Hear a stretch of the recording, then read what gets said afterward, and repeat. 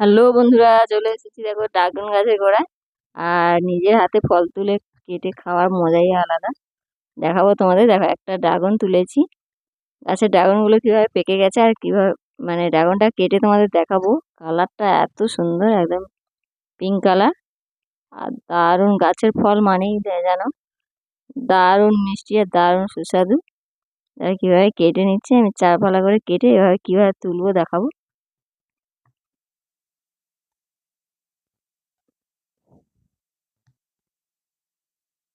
নিজের হাতে গাছ থেকে তুলে একটা ফল কেটে খাওয়ার মজাই আলাদা।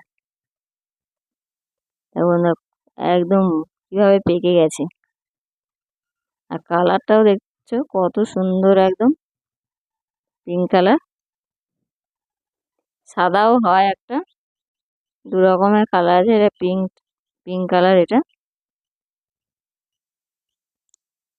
পেকে গেলে এটা খুব সহজভাবেই উঠে যাবে, একদম ছালটা।